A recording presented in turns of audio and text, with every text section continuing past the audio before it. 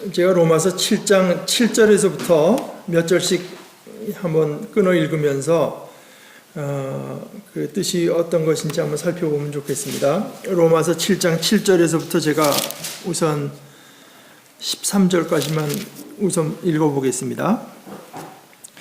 그러면 우리가 무엇이라고 말을 하겠습니까? 율법이 죄입니까? 그럴 수 없습니다. 그러나 율법에 비추어 보지 않았다면 나는 죄가 무엇인지 알지 못하였을 것입니다. 율법에 탐내지 말아라 하지 않았다면 나는 탐심이 무엇인지를 알지 못하였을 것입니다. 그러나 죄는 이 계명을 통하여 틈을 타서 내 속에서 온갖 탐욕을 일으켰습니다. 율법이 없으면 죄는 죽은 것입니다. 전에는 율법이 없어서 내가 살아 있었는데 계명이 들어오니까 죄는 살아나고 나는 죽었습니다. 그래서 나를 생명으로 인도해야 할 그 계명이 도리어 나를 죽음으로 인도한다는 것이 드러났습니다. 죄가 그 계명을 통하여 틈을 타서 나를 속이고 또 그 계명으로 나를 죽였습니다. 그러므로 율법은 거룩하며 계명도 거룩하고 의롭고 선한 것입니다. 그러니 그 선한 것이 나에게 죽음을 안겨주었다는 말입니까? 그럴 수 없습니다.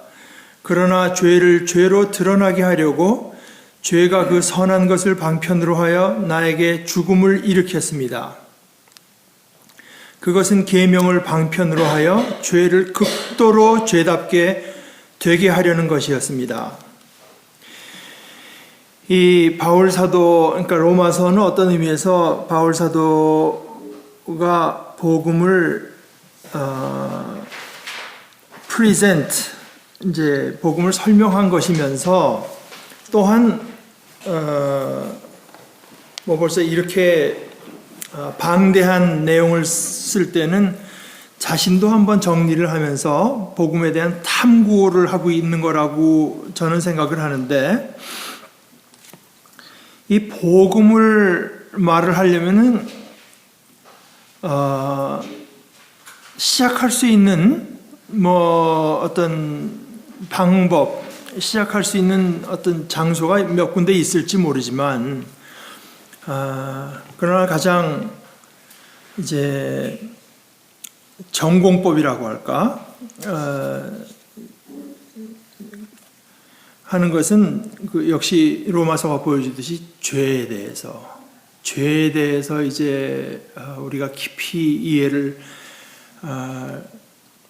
하는 것이 가장 복음에 접근하는 바른 길이라고 생각을 하는데요. 그래서 1장 16절 17절에서 나는 복음을 부끄러워하지 않는다 이런 얘기를 선언하고 나서 곧장 헬라인이건 유대인이건 다 죄 가운데 있다는 얘기를 하다가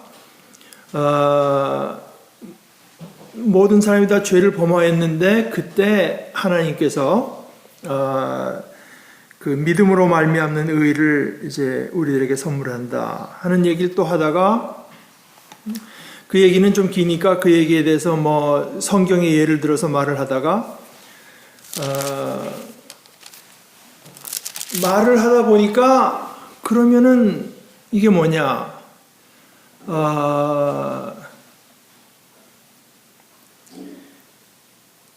죄가 그렇게 많았는데 근데 그것을 넘어서는 은혜를 베풀어 주셨다고 하는 거 보게 되면은, 그럼 우리는 계속 더 죄를 지면 좋을 거 아닌가, 이제 그런 얘기에 대해서 또 말을 하다가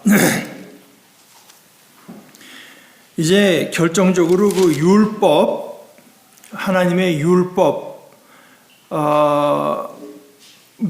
말을 하면서 이제 종합하는 것입니다. 그러니까 바울 사도 이 말 저 말 자꾸 하는 것이 그 율법, 그럼 어떻게 된 거냐 도대체가, 율법이 잘못됐다는 건가? 그 얘기가 아니다 하면서 7장에서 한번 이제 종합적으로 정리를 하고 나가는 이제 부분인데요.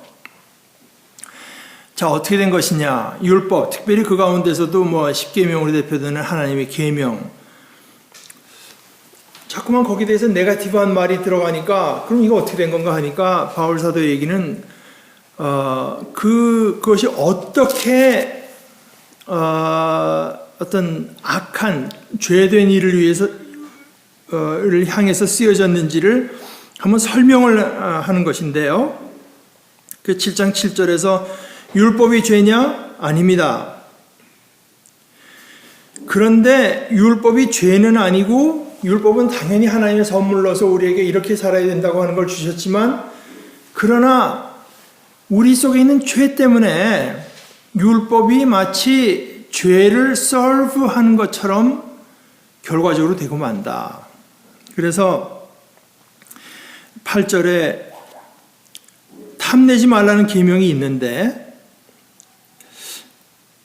우리가 그저 뉴트럴한, 우리가 올바른 사람이면 그 탐내지 말아야 되는구나, 이렇게 앞으로 뭔가 이렇게 탐낼 유혹이 올 수 있고, 그럼 내가 그걸 이겨내야 되는구나, 이렇게 받아들일 수 있으면 좋겠는데, 인간이라고 하는 존재가 그렇게 순진한 존재가 아니라 이겁니다. 인간의 속에는 죄라고 하는 것이 있어서 그 계명까지도 그래, 그 탐욕이라고 하는 게 그게 나름대로 좀 짜릿한 맛이 있는 모양이네. 탐욕을 부릴 수도 있는 거로구나. 오히려 탐욕을 부리지 말라는 말을 들으면서 탐욕에 대해서 눈뜨게 하는 그런 면이 있습니다. 또 실제로 그렇게 됩니다. 그래서 전에 율법이 없어서 내가 살아있었는데 계명이 들어오니까 죄는 살아나고 나를 죽었습니다. 그래서 10절에 나를 생명으로 인도해야 할 그 계명이 도리어 나를 죽음으로 인도한다는 것이 드러났습니다. 그래서 7절부터 오늘 그 끝절 25절까지 가장 강조되는 말은 죄입니다. 죄가 여기 이제 주격 아니겠습니까? 죄가 그 계명을 통하여, 계명이가 아니라 계명은 하나의 그 방편이 됐고, 죄가 이렇게 말할 수 있어요. 심지어 그 계명까지 통해서, 계명은 선하고 의로운 것이지만 그 선하고 의로운 것까지 방편으로 삼아서 나를 속이고 또 그 계명으로 나를 죽였습니다. 그 계명으로 나를 죽인 그 주체는 뭐냐? 그게 죄입니다. 그러니까 율법도 거룩하고 계명도 거룩하고 의롭고 선한 것인데 왜 그렇게 됐는가? 그러면서 13절에 그 선한 율법이나 계명이 나에게 죽음을 안겨주었는가? 그렇게 말할 수 없습니다. 그러나 죄가 그 가장 선한 것까지를 방편으로 해서 나에게 죽음을 일으켜서 결국 뭐냐? 죄가 진짜 죄라고 하는 걸 드러냈다는 겁니다. 죄라고 하는 게 얼마나 악한 것인가가 드러났다. 얼마나 끈질기고 얼마나 악한 것인가? 그것은 계명을 방편으로 해서 죄를 극도로 죄답게 되게 하려는 것이었습니다. 몇 번 말을 한 줄 알지만 정치 같은 거 생각해 보십시다. 정치라고 하는 건 사실 정치가 없으면, 제가 전에도 말씀드렸지만 이제 방질 목사님 같은 경우에 여러 그 정치 세력 밑에서 지내시다 보니까 일제 모택동 밑에 그 공산주의, 그런데 가장 무서운 것은 무정부 상태더라. 일제가 물러나고 아직 그 마을에 어떤 그 정치 권력이 서지 않았을 때가 그때가 제일 무섭더라. 사실 정치라고 하는 것이 어떤 면에서 필요하죠. 사람들의 어떤 모든 그 필요와 이제 원하는 것들을 다 정리해서 바른 방향으로 가게 하는 것이 정치 아니겠습니까? 그러나 그 선한 거 잘 살게 해줄게, 우리 민족이 잘 되게 해주겠습니다 하는 것을 방편으로 해서 그 속에 있는 권력 유혹과 거짓과 이런 것들이 작동을 하기 시작하죠. 언론도 마찬가지인 것 같아요. 그러니까 저는 잘 모르겠습니다만은 제가 나이브하게 느끼는 거는 우리가 언론에 대해서 기대하는 것은 우리의 눈이 되어달라는 거 아니겠습니까? 가서 눈 또는 입이 되어달라. 그런데 이제 사실은 요즘에 한국 언론은 말할 것도 없지만 사실은 제 생각에는 전에 소위 그 진보 진영에서 정권을 잡았을 때도 저는 그 언론이라고 하는 데 대해서 참 혐오감을 많이 느꼈습니다. 그러니까 우리의 눈이 돼달라고 하는데 이 사람들은 우리들의 머리가 되줄라. 그러니까 이렇게 판단하라고 우리한테 이제 자기네가 판단까지 해서 이거는 뭐 좋은 뜻으로 한 거니까 여러분이 이렇게 뭐 나쁜 건 알 필요 없고 뭐 이거는 나쁜 놈들이니까 그냥 과장을 해서 막 이런 식으로 하고. 그러니까 그 언론이라고 하는 것 우리가 알아야 되고 이제 봐야 되고 하는 것을 해주니까 선한 것인데 이제 그것을 방편으로 해서 그러나 그 속에 사람들을 컨트롤하고 싶어하는 그것이 언론을 방편으로 해서 작동한단 말입니다. 뭐 제가 지난번에도 말씀드렸다시피 예술도 그런 것 같아요.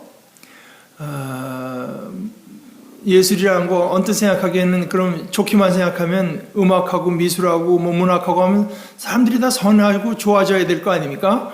그런데 그렇지 않잖아요. 오히려 거기에 탐닉하게도 되고, 그러니까 좀 어떻게 보면 나쁜 의미에서 맛이 가는 사람들도 예술가 중에서 많이 생기고, 또 그것 때문에 이제 자기의 길은 이게 최선의 길이라고 해서 최상의 길을 간다고 해서 좀 교만해지는 일도 생기고, 오히려 거짓을 이제 serve 하는 경우도 이제 생기게 되는데, 그런 것들이 다 선한 것을 방편으로 해서 우리에게 뭔가 악한 것을 일으킵니다.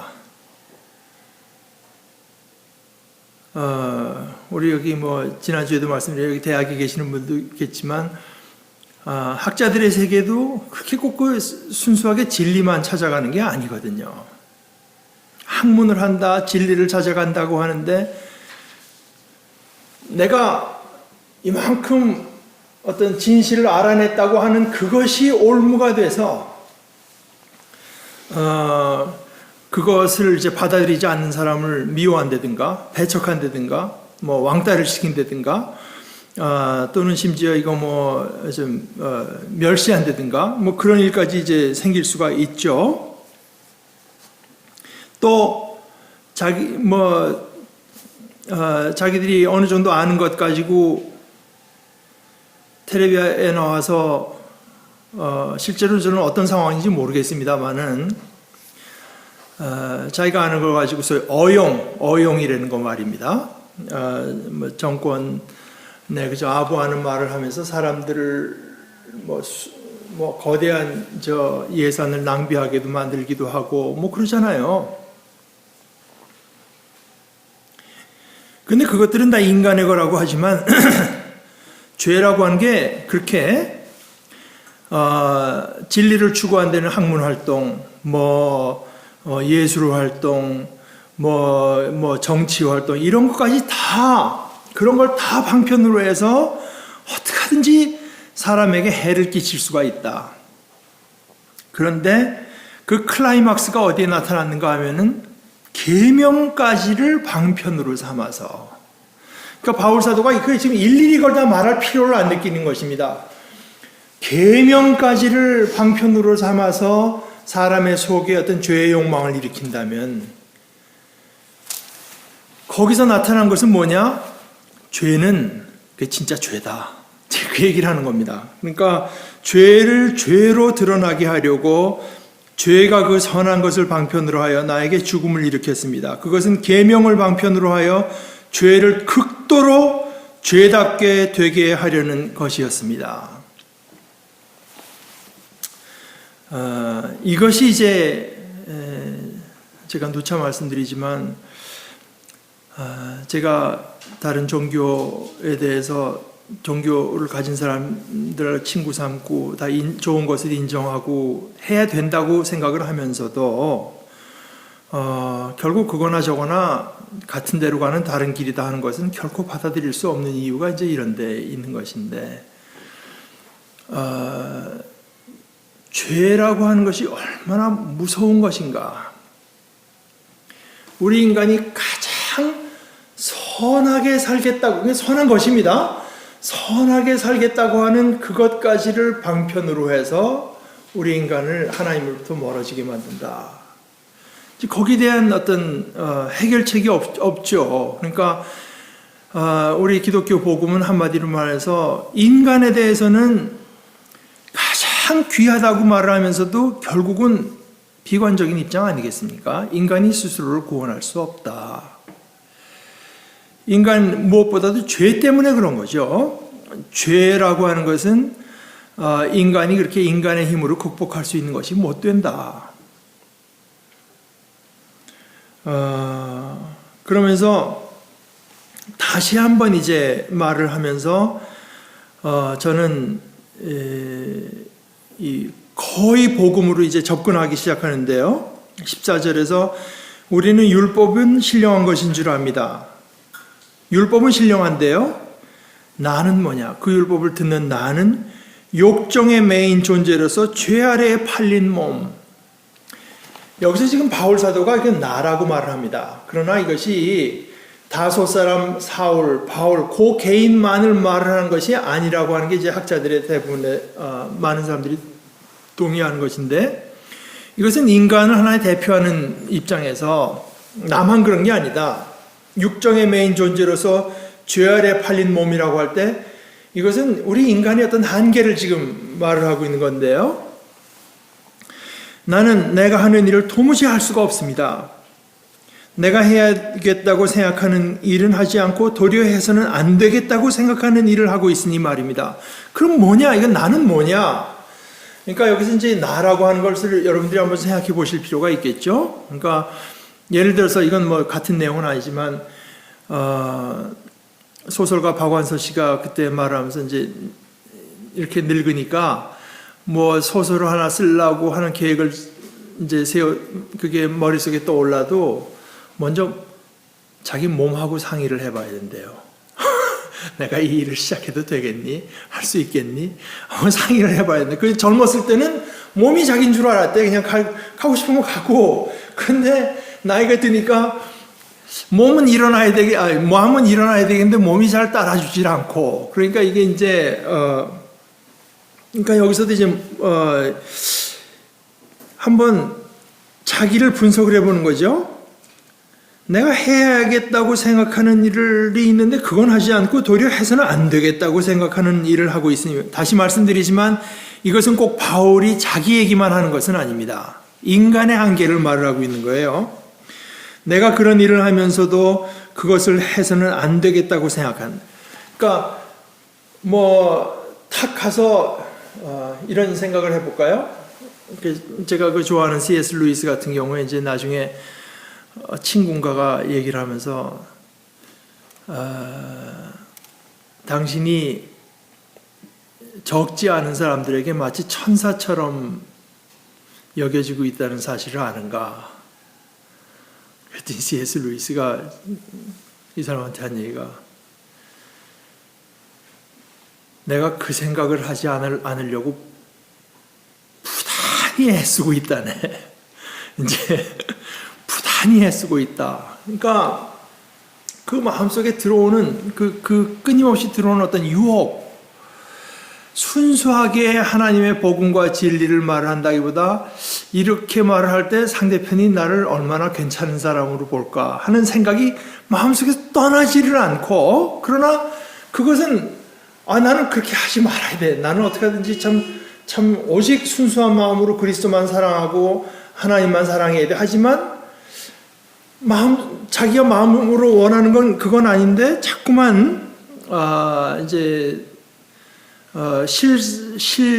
자기 현실로는 그런 유혹에 자꾸 이제 들게 되는데, 그 유혹에 들면서도 그렇게 하나님만 원하는 것이 옳다고 하는 것, 그러니까 16절에 율법이 선하다는 사실에 내가 동의하는 것입니다. 내가 이런 짓을 하면서도 또 내 상태가 이러면서도 이래서는 안 되겠다고 생각하는 것은, 율법이 선하다고 하는 것을 내가 인정하는데 그런데 안 된다. 그건 뭐냐? 17절에 그렇다면 그와 같은 일을 하는 것은 내가 아니라 내 속에 자리를 잡고 있는 죄입니다. 나는 율법이 선하다고 하는 것을 인정하고 그저 인정하는 것, 그것이 난데 막상 내가 원치 않는 것을 하고 계속 거듭하는 걸 보면은 이건 나라기보다 나를 사로잡고 있는 죄, 내 속에 자리를 잡고 있는, 한번 비짓하는 것이 아니라 내 속에 아주 자리를 틀어잡고 있는 죄입니다.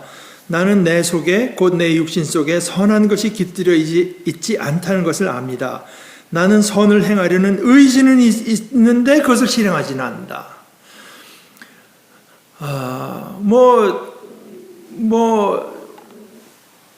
24시간 하나님만 찬양하고 하나님만 의지하고 하나님만 생각하고 어떤 어려움이 닥쳐도 그때 하나님께서 나를 사로잡고 있다고 하는 걸 믿으면서 믿음으로 이겨나가고 싶은 생각은 늘 있지만 그게 안 된다.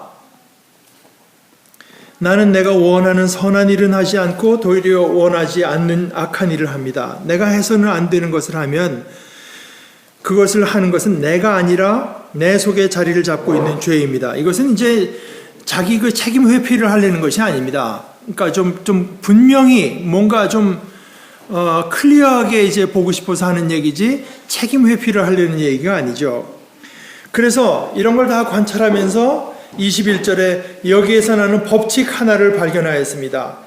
나는 선을 행하려고 하는데 그러한 나에게 악이 붙어 있다는 것입니다. 그러니까 나는 선을 행하겠다는 마음이 있다. 그래서 우리 인간 누구에게나 사실 선을 행하겠다고 하는 마음이 있는데 그러나 악이 딱 거기에 붙어 있다. 악이 붙어 있어서 나는 속 사람으로는 하나님의 법을 즐거워하나 내 지체에는 다른 법이 있어서 실제로 내 삶의 모습을 좌지우지하는 다른 법이 있어가지고 내 마음의 법과 맞서서 싸우며 내 지체에 있는 죄의 법에 나를 포로로 만드는 것을 봅니다. 그러니까 여기가 바로 저 신학교 다닐 때 이제 A.T. 로버트슨이라고 저 다니던 신학교에서 제일 유명했던 역사적으로 교수가 있어요. 헬라어 교수였는데 그때까지만 해도 이제 이 사람 대개 사람들의 해석이 우리가 읽으면 너무나 지금 내 얘기를 하는 것 같잖아요. 그러니까 그런 해석에 누구도 이제 토를 달지 않았을 때 A.T. 로버트슨이 한 얘기가 어떻게 그리스도를 믿고 그리스도의 사람이 된 나를 이건 겸손의 차원이 아니라 나를 묘사하기를 죄의 법에 포로가 되어 있다고 말을 할 수가 있느냐. 바울 사도는 다른 데서는 그런 말을 안 한다. 다른 데서는 어디서 나는 그리스도 안에 있고 그리스도를 사랑하고 이제 그리스도의 사람으로 산다고 하는 얘기를 하는데 여기서는 죄의 법에 내가 포로로 되어 있다. 그렇기 때문에 이것은 지금 바울 사도가 신앙생활을 하면서 그리스도를 따르면서 느끼는 어떤 갈등을 말한 것이 아니라 그것을 말한 것이 아니라 그리스도 없는 인간의 일반적인 모습을 나라고 하는 나를 대표로 해서 묘사하고 있는 것이다. 이제 그렇게 이해를 했고 제가 알기로는 이제 훨씬 더 많은 학자들이 이제 거기 동의하고 있습니다. 다만 이제 읽으면은 너무나 다 예수님께서 말씀하신 것처럼 육신에는 마음에는 원이로다 육신이 약하도다 이제 그런 말이 자꾸 연상돼서 그러는데 여기서 묘사하는 것은 그런 차원이 아니라 내가 그리스도를 잘 섬기고 싶은데 자꾸 게을러지고 자꾸 욕심이 들고 그런 차원이 아니라 인간의 모습을 지금 이제 나를 대표로 해서 말을 하고 있는 것인데 인간이라고 하는 것이 속 사람으로는 어떤 의, 생명 이것을 즐거워하지만 그러나 실제로 그 인간을 사로잡고 있는 다른 법이 있어서 그 선한 법과 맞서서 싸우면서 결국은 그것이 승리해서 내 지체에 있는 죄의 법에 나를 포로로 만드는 것을 봅니다. 나는 비참한 사람입니다.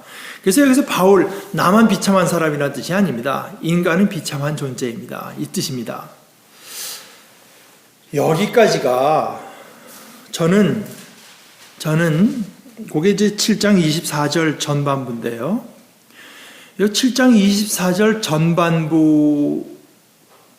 전반부에서 일단락을 짓는다고 하는 것이 이렇게 말하면 좀 이상하지만 바울 사도의 위대한 점이라고 생각을 합니다.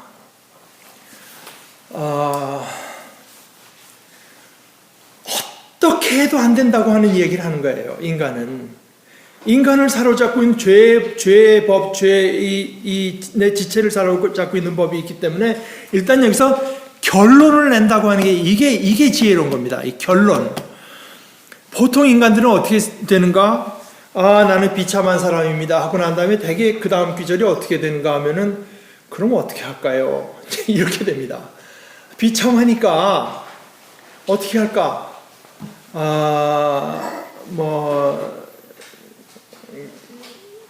예를 들어서 더 한번 착하게 살아볼까? 아니면은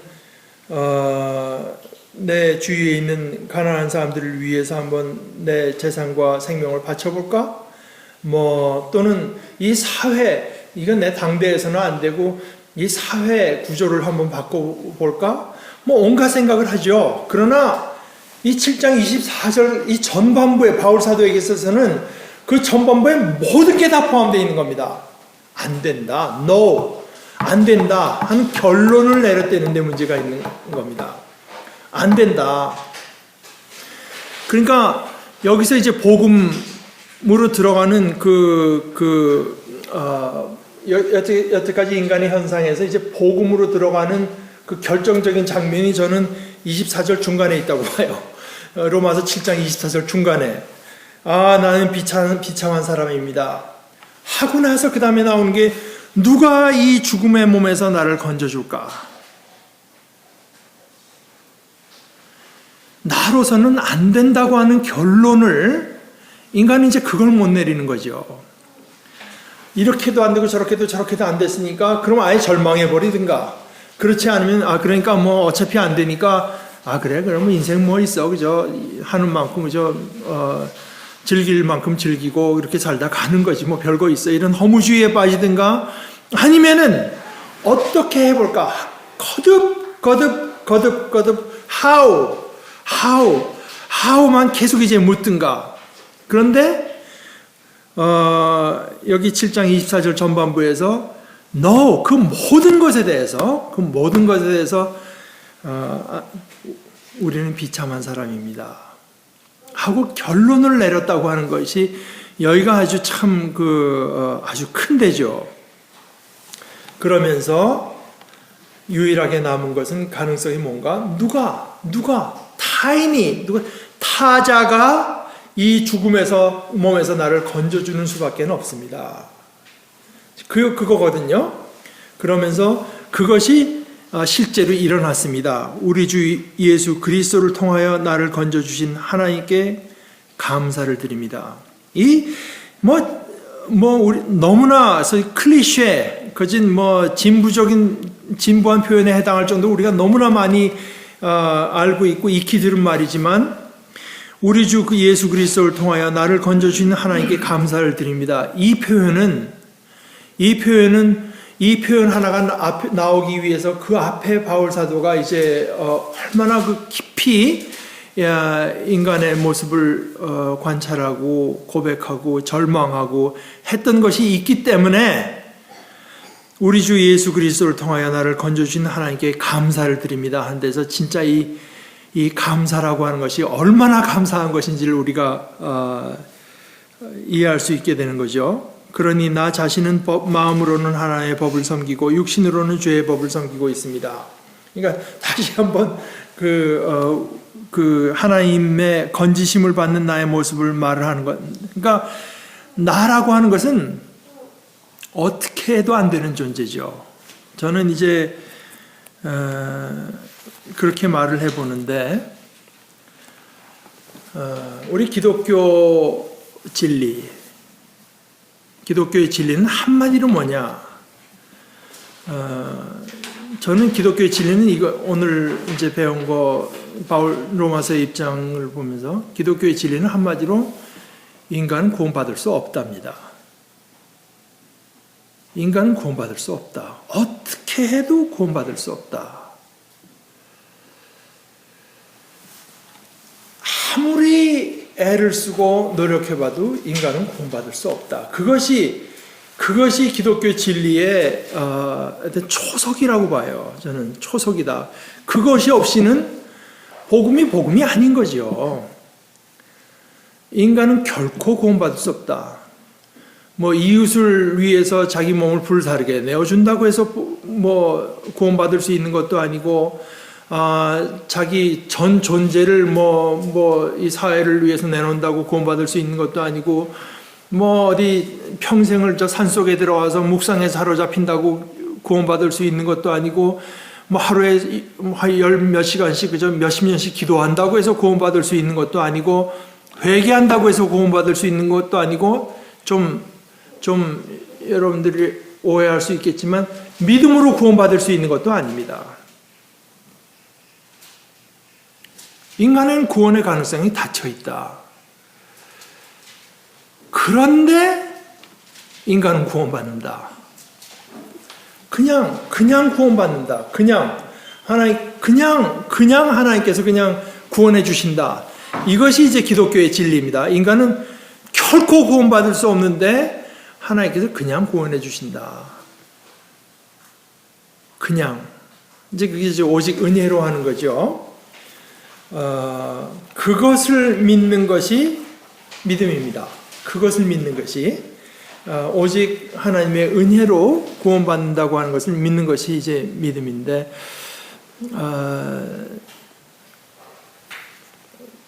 이 아주 극히 평범한 표현 같지만 이 평범한 표현 속에는 인간에 대한 어떤 가장 절실하고도 진지한 어떤 깨달음, 지식이 전제되어 있다고 하는 것을 우리가 볼 수 있을 것 같습니다.